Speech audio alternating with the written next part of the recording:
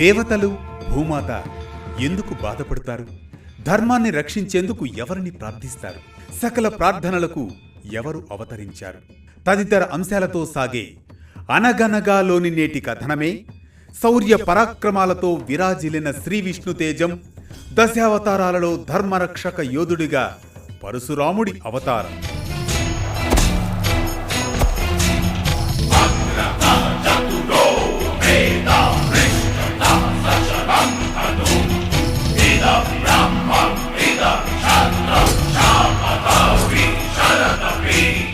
శ్రీ మహావిష్ణువు దశావతారాలలో పరశురామావతారం 6వది.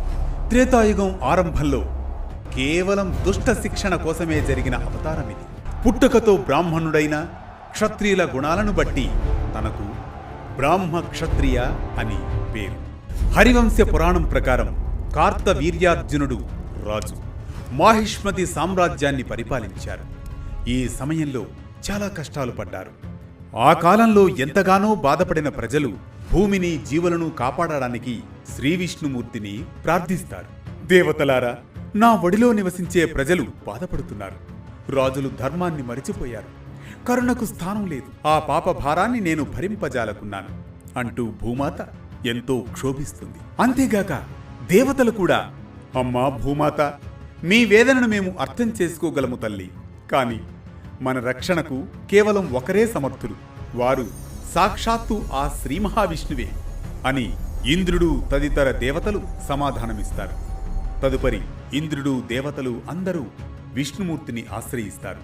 ప్రభూ విష్ణుదేవ, ధరణి బాధతో తడిసి ముద్దవుతోంది. మీ అవతారం ద్వారా మాత్రముననే ప్రజలకు రక్షణ లభిస్తుంది. మహేంద్ర, భూమాత, మీ విన్నపాలను, ఆర్తిని నేను ఆలకించాను.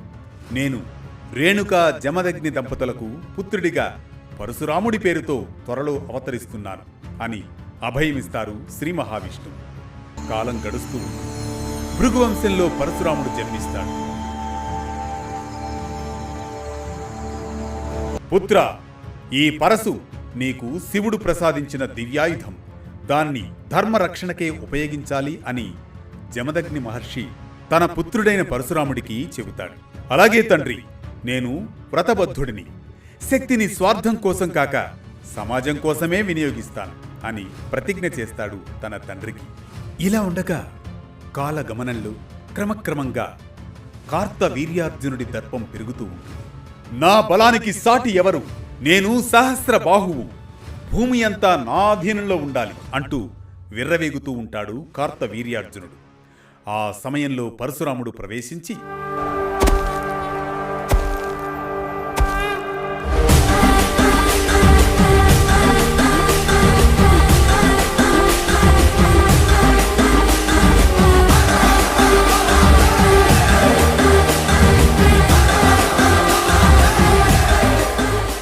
అధర్మాన్ని చూసి మౌనంగా ఉండలేను.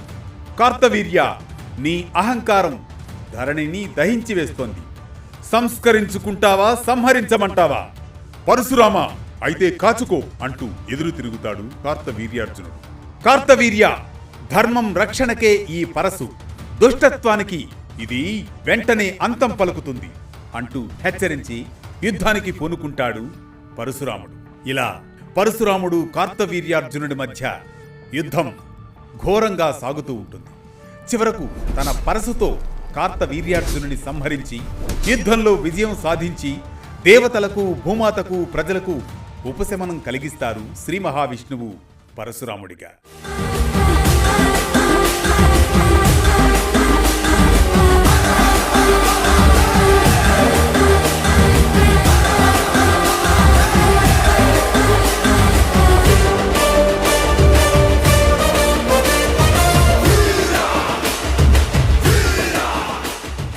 ఓ ప్రభు విష్ణుమూర్తి, నీ అవతారంతో మా బాధలన్నీ తొలగిపోయాయి ప్రభు.